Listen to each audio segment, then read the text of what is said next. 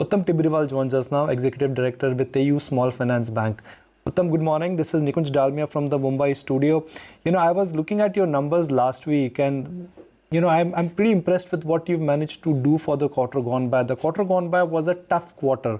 A lot of your peers have struggled with their NPA management and with their NIMs, but AU has managed to pleasantly surprise all of us. So compliments on the good work.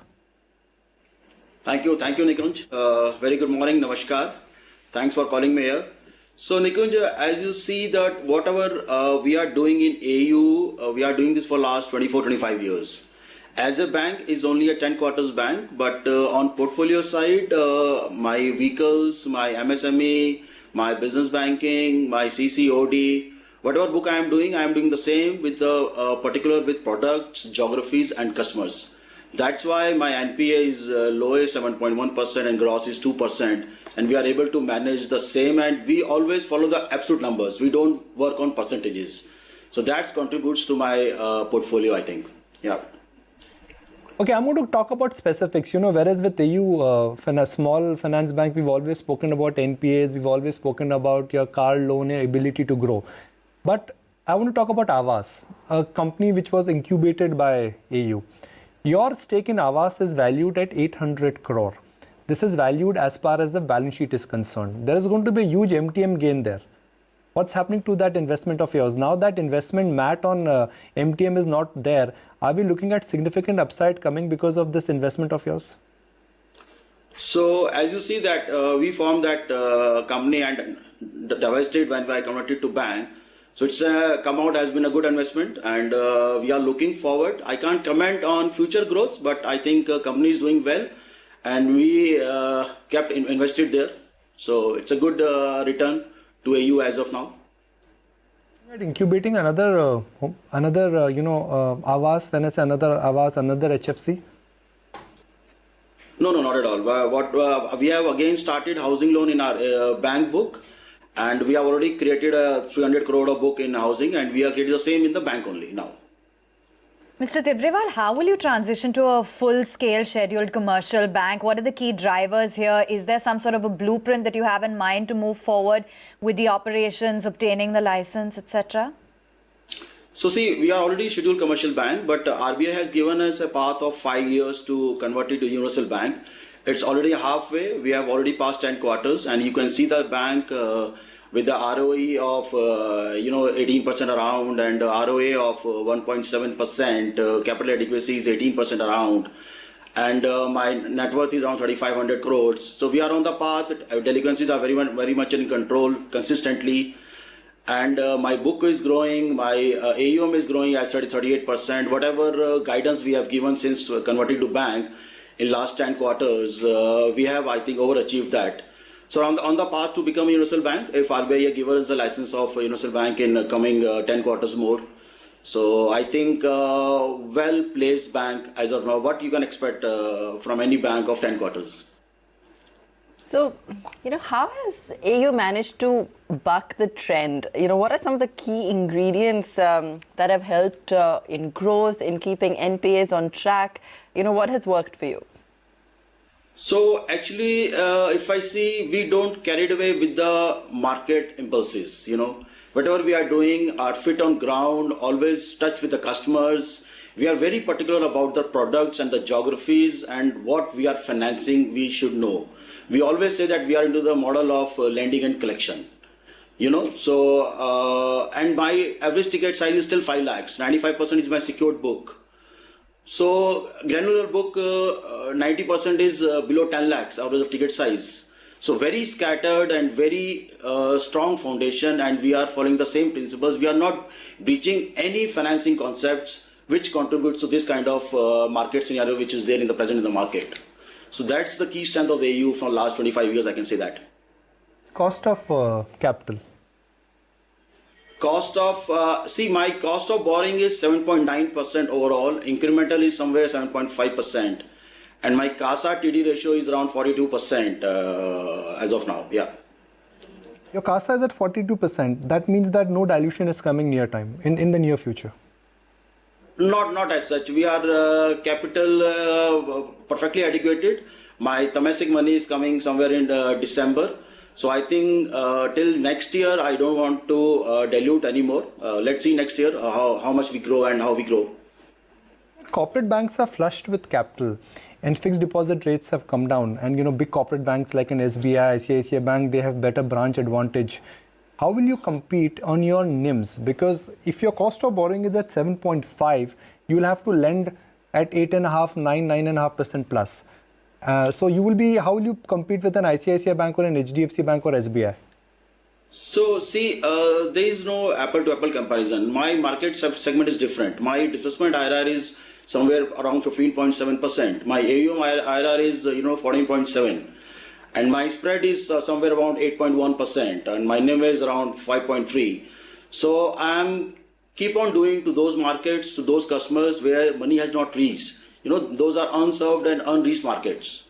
So we are there in urban markets also, but my niche is again semi-urban, rural, to those customers where financial inclusion has not been done. The money has not reached to them. That's why RBI has given us this small finance bank license. Yeah. Would you counter the criticism which everyone has on the street, which is that AU is a great lender in the retail segment, they understand the risk, but will they do as well in the corporate segment? And for a bank to prosper and grow, you cannot be, you cannot be running with just one leg, which is the retail leg. How will you build up your corporate book? See, my 80% is still retail, and as you know that I am just only in 11 states with just 600 touch points. If I tell you one data point, in my 11 states, there are around 1,800 tehsils. I'm just there in 300 tehsils. Still 1,500 to go. So within these geographies, I can expand more, and India is open to me. I can go all over India. So if I keep my market same, customer segments, I can grow with 35-45% of CAGR. And corporate book also we are growing, but very gradually, very conscious, very conservatively. So my niche is retail. I'll keep on doing the same. What are your expectations going forward on credit growth? Also, when it comes to developer loans across different segments, just to get an idea of what you're seeing in the market?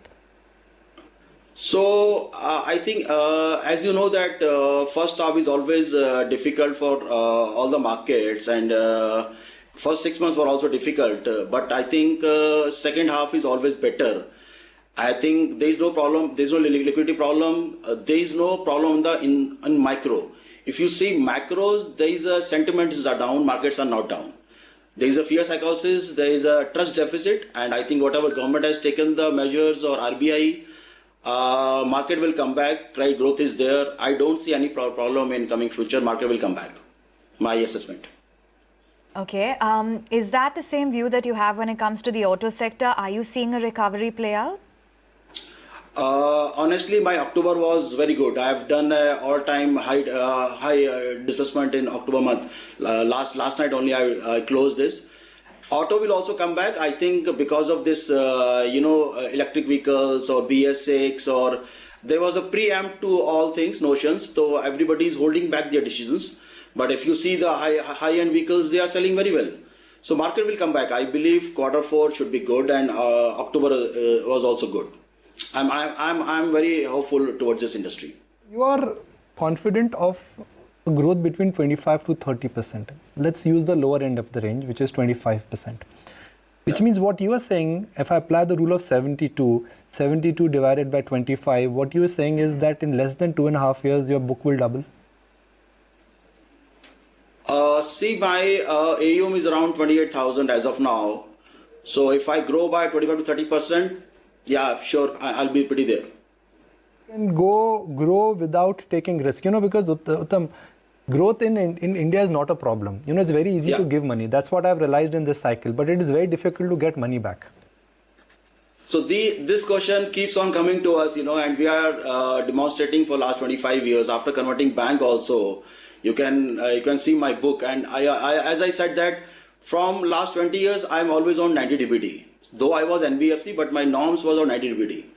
So still I'm keeping the same market, as I am repeating again and again, same customer segments. We'll keep our feet on ground. I think I will not deviate on my NPS level. It should be below 1%. I'm at 1.1%. I'm trying to be below 1% by March 20. Adding any new sub verticals to your lending business, whether it is loan against property, gold loan, loan against loan to SME, MSC. I mean, where are you looking at adding new businesses? So we are already doing vehicles. We are already doing MSME funding. My book is around 10,000 crores. Average tickets of 10 lakhs. We have already started gold loans on bank platform. I'm doing around 10-12 crores of gold loans every month with IRR of 15%. I'm not chasing that 11-12% of business. Business banking, CCOD is already there. On a bank, I have already 27, 28 products. I think I don't have anything on products, is only credit card. And I think the only credit card I don't have, which again I'll start very soon. Rest, PL, consumer durables, we are doing POCs, and we have a small book, but we have started all the products on a bank platform. Thank you for being candid with us, telling us your growth outlook. As of now, Aavas, according to the management, has been a good investment. They will look at divestment. No need to dilute stake, at least for another year.